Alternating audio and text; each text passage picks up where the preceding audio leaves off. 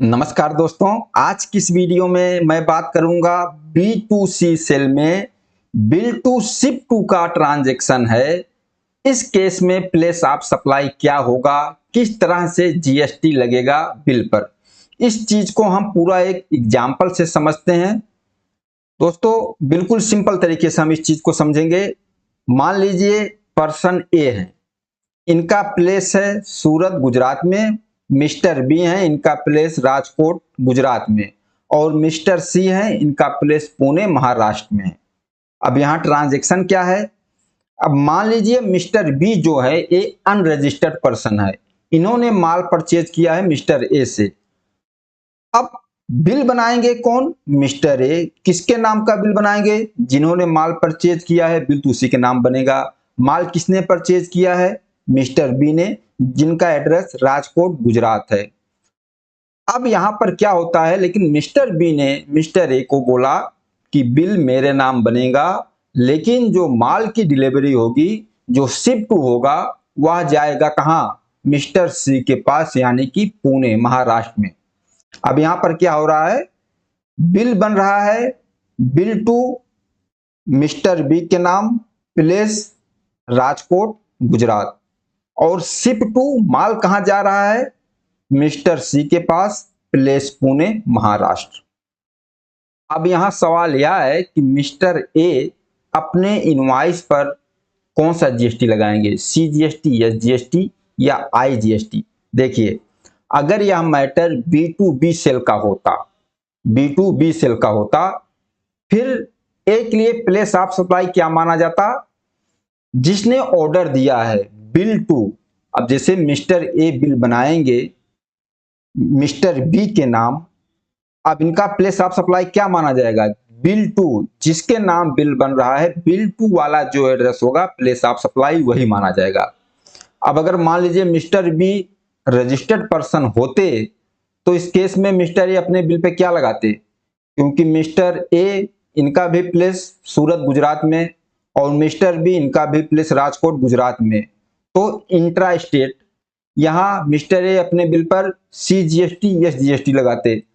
Ship to कहां हो रहा कोई मैटर नहीं करता।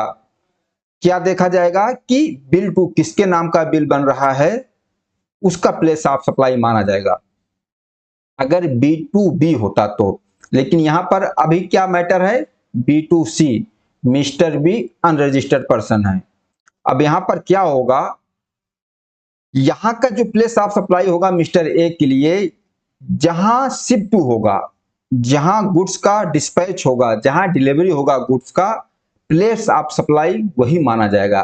मतलब जैसे मिस्टर ए हैं जो सूरत के हैं, इन्होंने बिल बनाया मिस्टर बी के नाम, जो एड्रेस राजकोट गुजरात का है, लेकिन बिल पर ये सीजीएसटी एसजीएसटी नहीं लगाएंगे। क्यों? क्योंकि शिप टू जो है, प्लेस ऑफ सप्लाई जो है, पुणे माना जाएगा महाराष्ट्र, क्योंकि शिप टू पुणे महाराष्ट्र है। ध्यान रखना, B2C के सेल में जहां पर शिप टू होगा वही प्लेस ऑफ सप्लाई माना जाएगा। तो इस केस में मिस्टर ए अपने इनवॉइस पर आईजीएसटी लगाएंगे। क्या लगाएंगे? आईजीएसटी। बिल बनेगा बी के नाम, एड्रेस राजकोट गुजरात का, लेकिन बिल पर लगेगा आईजीएसटी। क्यों? क्योंकि शिप टू है प्लेस महाराष्ट्र, जो कि स्टेट के बाहर जा रहा है। जो शिप टू है वही माना जाएगा प्लेस ऑफ सप्लाई। किस केस में? B2C के केस में। अगर यही B2B होता तो जिसके नाम बिल बन रहा है वही प्लेस ऑफ सप्लाई माना जाएगा, शिप टू कहीं भी हो। लेकिन अगर B2C सेल है तो जहां शिप टू है, प्लेस ऑफ सप्लाई उसको माना जाएगा। क्लियर हुआ? अब यहां पर मैंने क्या लिख रखा है, अगर B2C सेल है, यहां पर देख लेते हैं, अगर B2C सेल है तो प्लेस ऑफ सप्लाई क्या माना जाएगा? पुणे महाराष्ट्र। और अगर B2B सेल है तो प्लेस ऑफ सप्लाई क्या माना जाएगा? राजकोट गुजरात।